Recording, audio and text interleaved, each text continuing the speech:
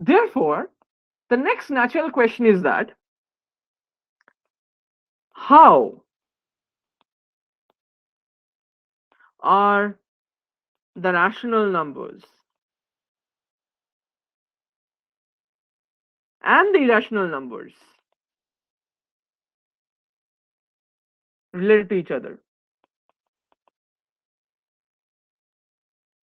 So understand that from natural numbers we got the idea of zero, and we got the idea of negation, negative numbers, subtraction to go to z, and from z we got the idea of division to go to q.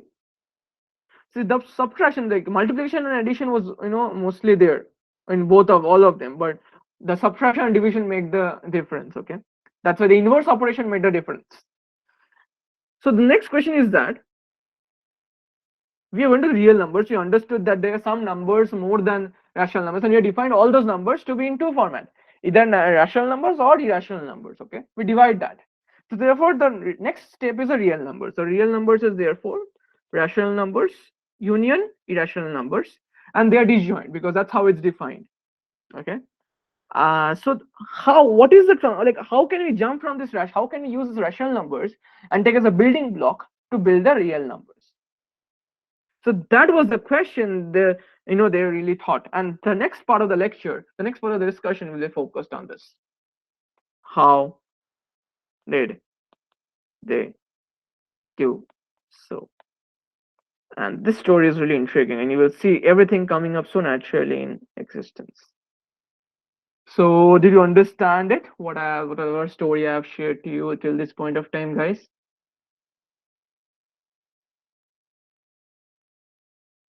Thank you. Great. If you have doubts, you can ask me.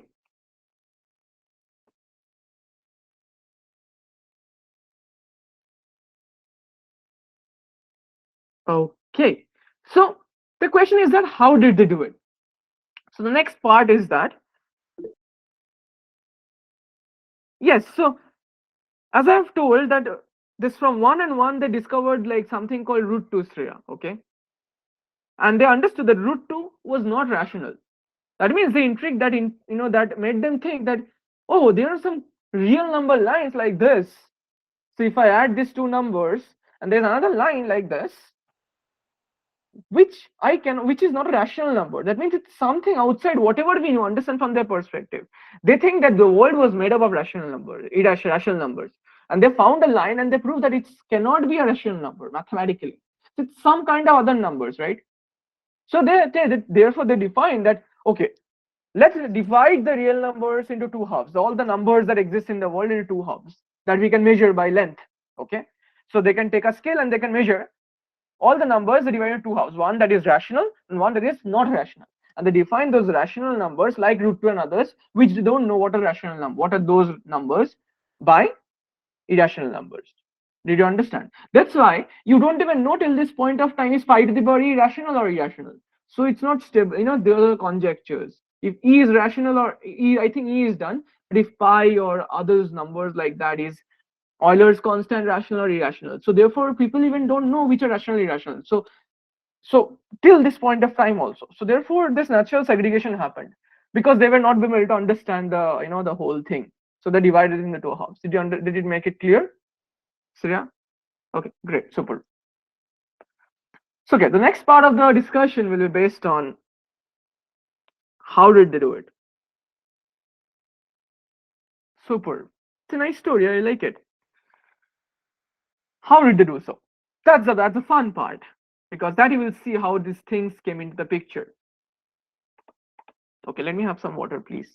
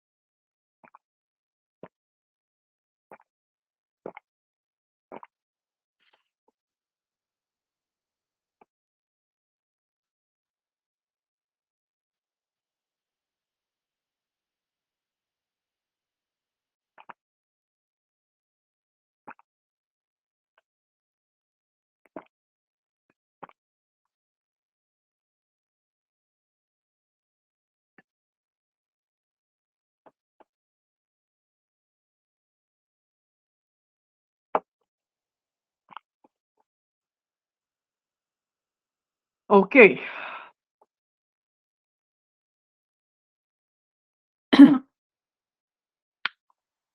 So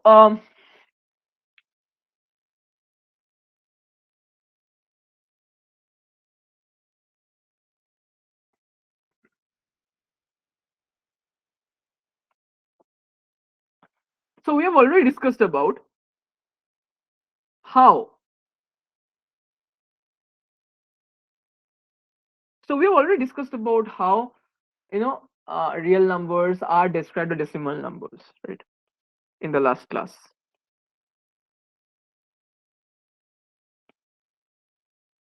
So I'm giving you a very basic idea. So I'm now coming back to the the modern times, not going back to that time in the BCs, and I'm thinking about how it's happening exactly. What's the basic idea? It's because I cannot tell the entire history in the step by step format because it's time consuming. So as you can understand, so I will just ask two questions that therefore, and I mean this is a two basic questions. So what we will do is that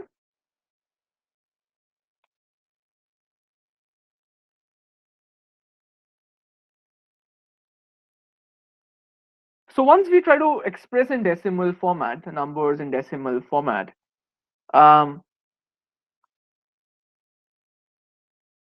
and that's where the the basic idea of series comes up. That whole idea of series and sequences comes up. So, but that's a different issue. But essentially, there are two questions. See, if we have um, a rational number, let's say q, and if we have a irrational number, let's say I1,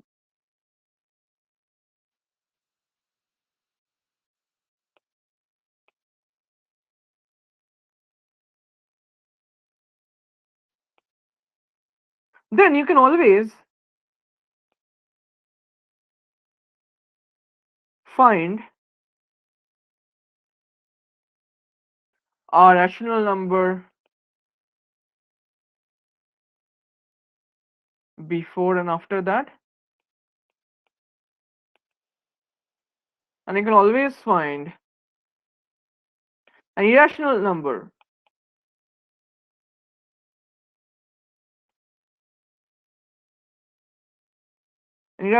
before and after that, that q, that rational number.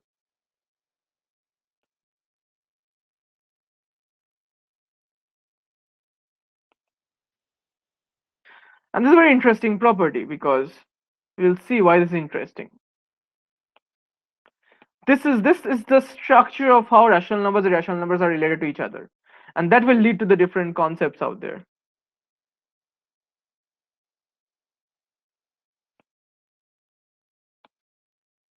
So therefore, to be very precise, for any real number, if you take any real number, any number, then you will always find a rational number and irrational before that, because for both of them it's true, right?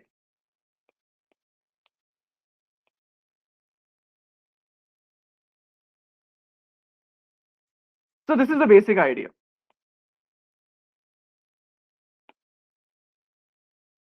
For any real number, you can find always a rational number and irrational number before that.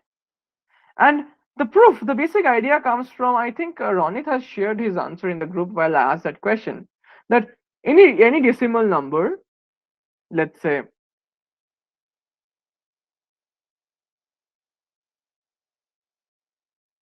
you find any decimal number. So first of all, how do rational numbers look like? So if you see rational numbers, let's say 2 by 3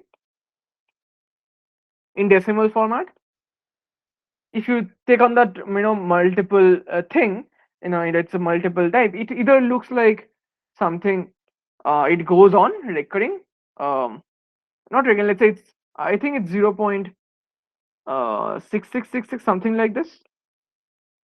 So essentially it's something like this, a1 a2 dot, dot, dot. So any rational number is of the format. You can prove this using basic mathematics. Is of the format some integer here, then decimal point, and then you will get some numbers like a1 a2 AK, and then a certain thing, a chunk will come, which chunk will keep on repeating. So any rational numbers can be represented in this format, if and only if. So if and only if condition. And you can prove it mathematically. It's a number theory problem, basic problem.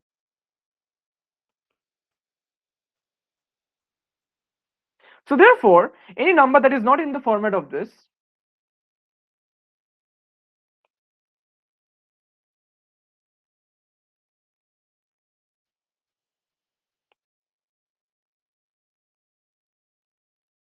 is an irrational number.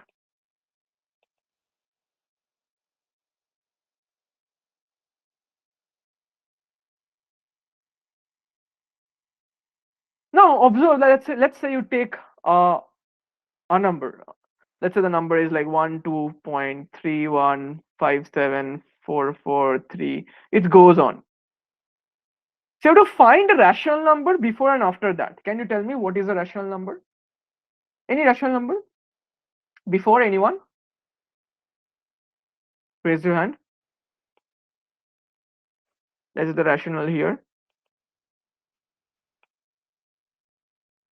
Anyone? It's very easy.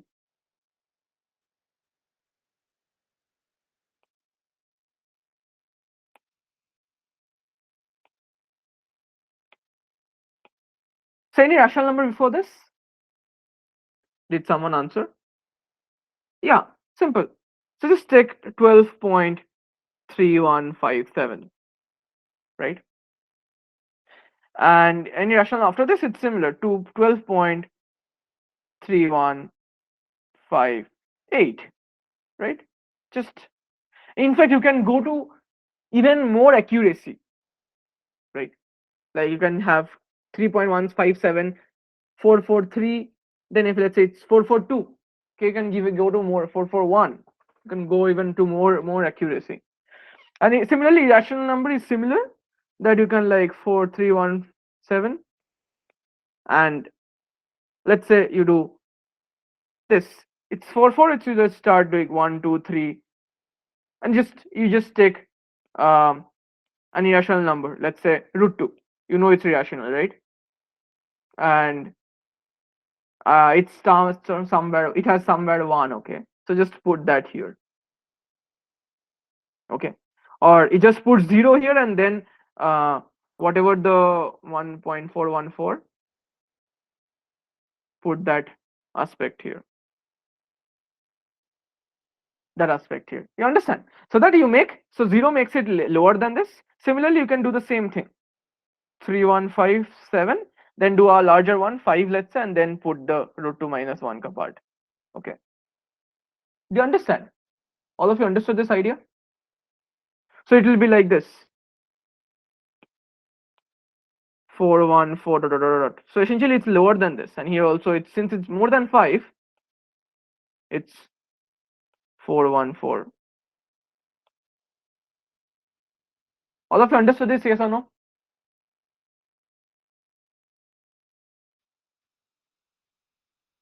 Okay. Okay. So till this point is same. So in this place, for lower I put 0, for higher I put 1, 5. Okay. Now whatever you put here does not matter, because whatever you put in the number, this will be greater than that, and the number this will be lower than that. So since I know it's irrational, I put this part, because I know the decimal expansion of the, like, since we know √2 is irrational, therefore this part will be irrational. There will be no terminating thing out there, okay, like this. So we know that for sure. So we put that part here, because whatever you put it, it will be irrational. It will be lower and higher too. Did you understand, Meenakshi, now?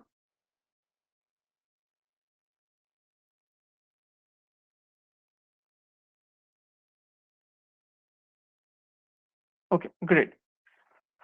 So therefore, so what did we see?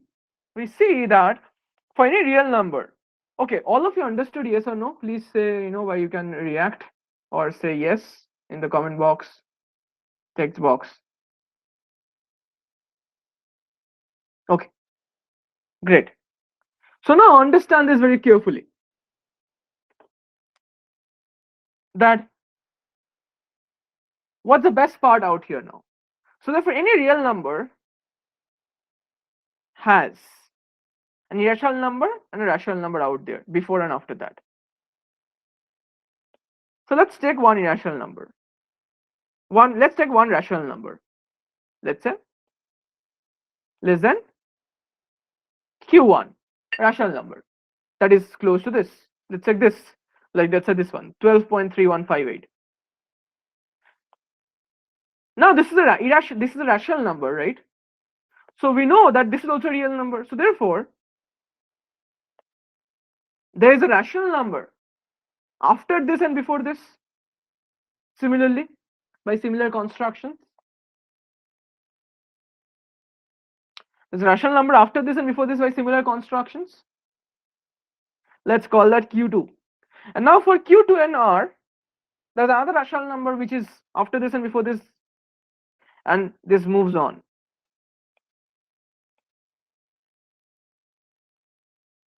And it gets arbitrarily close to R, arbitrarily close to R. And you can say as it gets arbitrarily close to R, the maximum number of decimal places will be similar. It gets arbitrarily close to R, that real number. So therefore, and similarly goes for irrational numbers.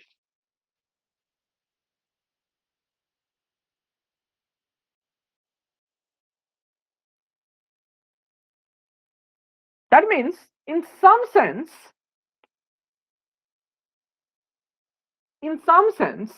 these real numbers are the limits. Now understand, this irrational number will not make sense here because we don't know irrational numbers. So how to develop the rational numbers to the real numbers? So understand, by taking a sequence of rational numbers, by taking a step-by-step q1, q2, and this, we can approximately go towards real numbers. So what are we getting? We are getting that the real numbers are nothing but the limits of rational numbers. And what was the missing part in the puzzle? The missing part was, this is nothing but the limits. So therefore, the operation, the thing that was missing in the entire equation was the idea of limit, because it was hard to understand, because limit involves the concept of infinity. And infinity was hard to grasp because it's like a long-term thing, like it's infinite. So people were only living the finite things. That's why this was not discovered for a long time. That's why it was hard to understand infinity. That's why I taught you the size of infinity first, to make you understand that infinity is a hard concept to grasp, because infinity is an abstract concept. So therefore, real numbers are the limits of, in modern term language, right? So real numbers are the limits of rational numbers. So how to get a real number? Take any sequence of rational number, like take all the possible sequence of rational number, okay? And take all the possible limits of that. The limit that's converging, limiting behavior. We will define this more, objectively, more, in a focused way. But the idea is, understand it's going towards that, going towards closure, going towards something where the value is going towards. So that's the idea of limit. We'll define that formally, but this was the basic idea of limits. And this is where the sequence idea also came up, that people define the idea of sequences to approximate a real number. Okay, and this was very interesting. This was the birth of how limits and how real numbers were born. Did all of you understand this? Yes or no?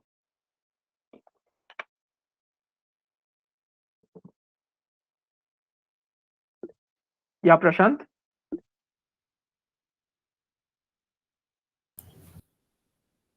Sir, can you please? So can I cannot hear you. Can you come again? Excuse me, sir. I was saying that can you please repeat it? From real numbers are the limit of of rational numbers. Yeah, so the real numbers are, so did you understand this sequence q1, q2, q3, this thing? Yes, sir. So understand q1, q2 is getting slowly closure. So understand, for getting this number, you are get the first real rational number, let's say is 12.32, 12.4. Then the next rational number is 12.32. Then the next rational number is 12.316. And it's getting closer and closer towards this number. So essentially, the sequence of new rational numbers are getting closer and closer and closer towards that real number. That means, in some sense, so in terms of modern language, I am telling you, okay. In that time, it was not clear like how to define it, so they defined it in a new way. So that I will be explaining you in the classes, of course. But in the modern language, the idea is that that sequence, there is this q1, q2 is glowing towards the r, and therefore limit came as a concept which connected this real numbers and the rational numbers. Did you understand? It's going towards the real number like this. Does it make sense, Prashant? Okay. So yeah, Sriya's doubt, why rational irrational number didn't consider, because the previous part in the equation was q, not irrational number. Do you understand?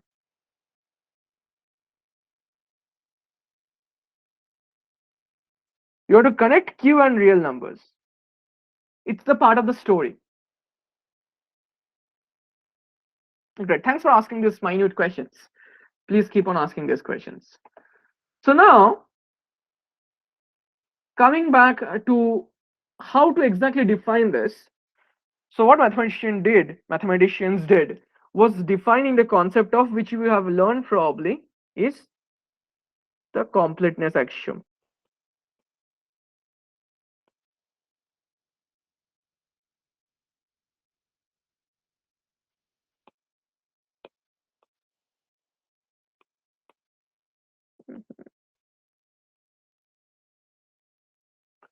So what was the idea of completeness axiom? What's the goal of it? So, so understand, they wanted to define like this. They wanted to define something as the upper bound and the lower bound. Okay. And so understand, it's kind of a lower bound of the real numbers. Rather, this, what is this real number? What is this? Uh, how to approximate this? So there was no sense of limit, right, at that time. So what they did is that they defined that every, so they define this completeness axiom, that every non-empty,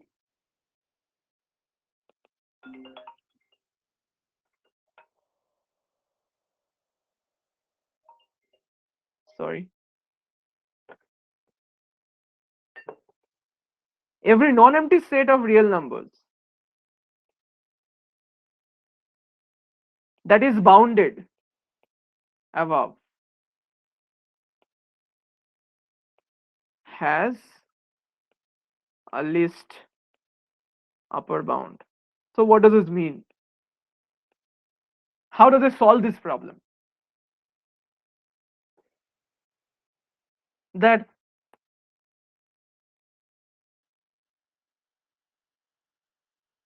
let's say you have a set of numbers, let's say this set of numbers, then it's going towards the real number, this. So therefore, that means the sequence ka upper bound or lower bound, or here it's upper bound, the least upper bound is this real number. What is the least upper bound? This upper bound means if there is another bound, understand this very carefully. Let's take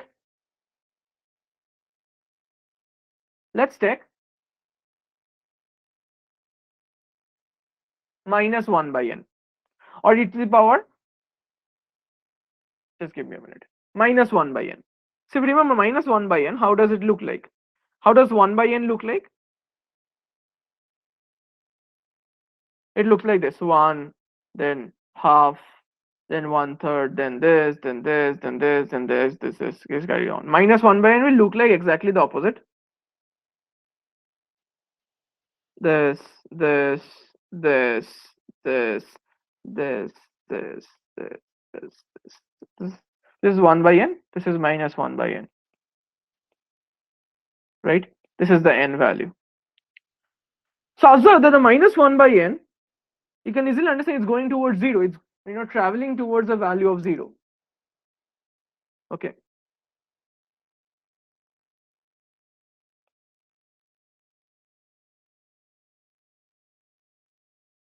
So what's the least upper bound? Let's say this minus 1 by n, it cannot have a least upper bound. It's kind of like whatever bound it has. Is this can be a bound? No, because there are numbers above this. If this can be a bound, no, there are numbers above this. Okay. If this can be a bound, no, there are numbers above that. Okay. And why is that so? Because for 1 by n, minus 1 by n, if minus 1 by n happens, and let's say this minus s is the upper bound, so it turns out that 1 by n is greater than s. That means turns out that s must be less than 1 by n. Now this n is increasing, so this keeps on decreasing. So whatever, let's say you take s is equal to minus s is equal to 0.001. So you will get that for some n greater than 2000, n greater than 10 to the power 4, this will be not happening. So therefore, the s keeps on minus s, this keeps on moving up. So then what's the limit like? But this is a good upper bound because all these are not all negative. This is a good upper bound. This, let's say minus this 1 is a good upper bound. 1. Then half is a good upper bound. So therefore, the question comes: what is the least upper bound? You understand? There needs to be a least upper bound. What is the least upper bound? And that's where the concept of limit comes. Least upper bound.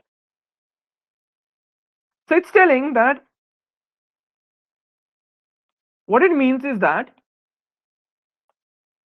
if this is q1, q2, if you understand similarly, the r will be the least upper bound or greatest lower bound. It's the opposite of this. For example, for the opposite of this, it will be the greatest lower bound because it's going from below. You understand? For this sequence, for this set, this is going from below. So it will list greatest lower bound.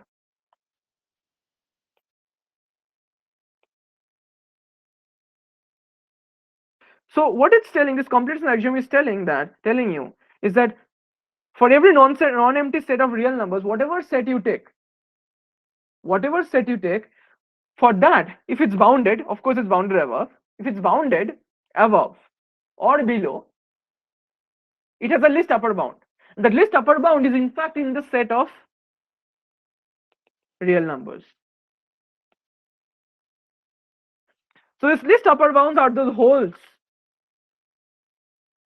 So if you take all the non-empty set has to be all the non-empty set to be the rational number, and if you take all the least upper bound set and the greatest upper bound set, greatest lower bound set, for all sequences, all subsets of rational numbers, that will include the real numbers by the axiom of completeness.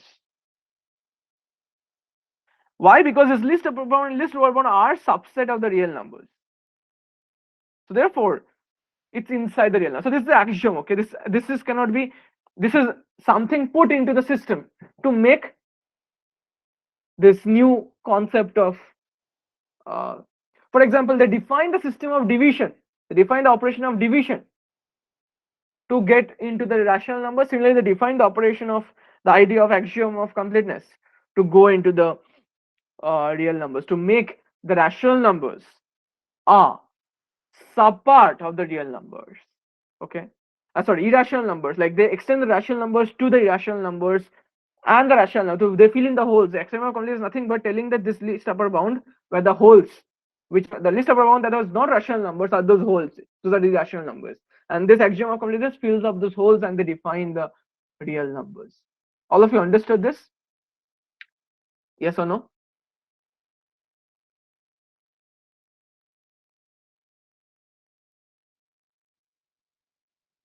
Any doubts? Please raise your hand or ask your doubt.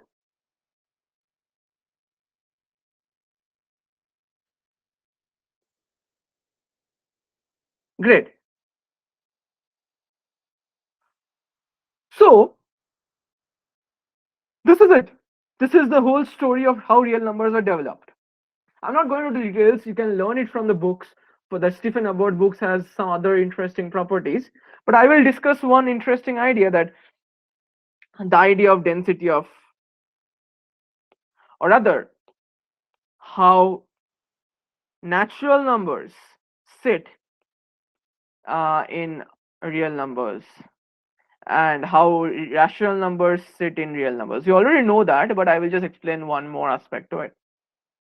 So there's something called, so you know how rational numbers sit in real numbers. For any real number you take, there is a rational number greater than that, and there's a rational number more than that, less than that, always. Okay.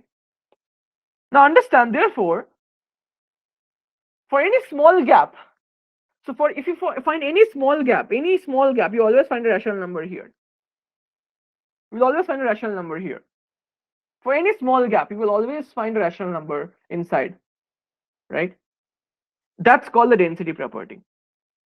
For any two real numbers you take, or similarly in the other way around, if you take any two real numbers a and b, there's always a rational number inside this.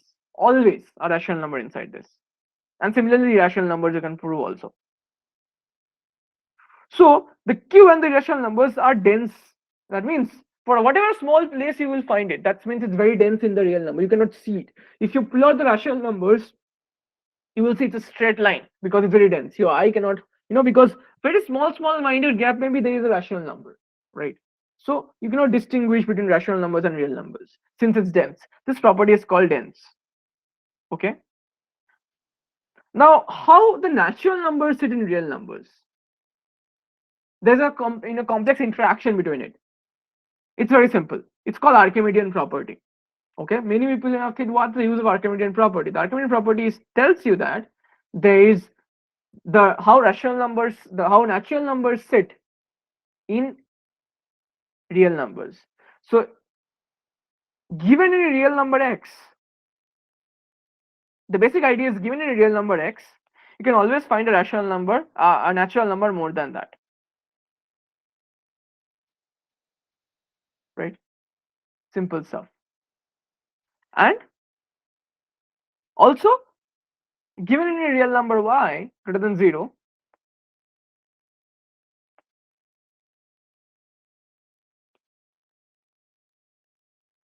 you will always find 1 by like a natural number n such that 1 by n is less than y. So it tells you in some sense, so it's similar, like it's same as saying that 1 by y is greater than n. That it's same as saying if you replace 1 by y as x, it's same as saying this. That's it. So natural numbers are always exist more than any real number. That's the basic idea. Okay, that's the basic property. There exists natural number more than any real number. For z, it will be always less than and greater than. For z, if you get an x, there's always a natural integer less than that and greater than that. Okay, always. In modern terms, how can you find this integer? It's very simple. You can find this integer to be the upper ceiling of x. Let's say it's 1.32, it will be 2. And for this, it will be box of x. And it will be upper ceiling of x. Simple stuff. But this was not very general. Like these are very interesting ideas that you need to know to understand the relationship of real numbers, natural numbers, and all how these are interacting together with each other, so that you understand the geometry, you understand how they're sitting inside each other. So you can read more from the Stephen Abbott book, guys, to make your understanding more clear. And there are more fundamental stuffs. You may read it, you may leave it, but this is the basic idea you need to know about before starting out for sequences, because this is a good introduction to it. The story you need to know that, and I think it's my duty to share to you too. So any doubts, guys? I hope you understood. If you liked it, write a boom in the comment box. If you like the story, if you understood the story. Yes. Thank you, Prashant. Girish. Thank you, Aditi, Tish, and all of you, Rahul. Thank you, Hemant. Great. Tisha, thank you. Thank you, Minakshi. Okay. So I hope you enjoyed it. I hope you learned something new out of it. And I hope the story will stay in you and you will share the story to your juniors and to your friends, whomever you want to share this knowledge to. Thank you, guys. And I will meet you in the next class. The next week class are divided into three aspects. I'll be starting the sequences in the Monday class. On Thursday class, you will go more into depth of what is a supremum and infimum and do more problems on that based on that. And in the Monday class, I will be sharing more about it, go into the depth of sequences, and it's gonna be towards understanding. So as I hope you have seen the video I have uploaded yesterday in the in the Google Classroom. You must watch that video and you will understand that two aspects are there. There is one the behavioral aspect and one is the problem solving aspect, finding the limit aspect of a sequence. So in the two classes, theory classes will be developed, we will be going towards the each of these parts, and on the third class I'll be problem solving based on that. And I hope this helps you in your learning process, and I will see you in Monday's class. Thank you, guys, and have a great night. Bye bye.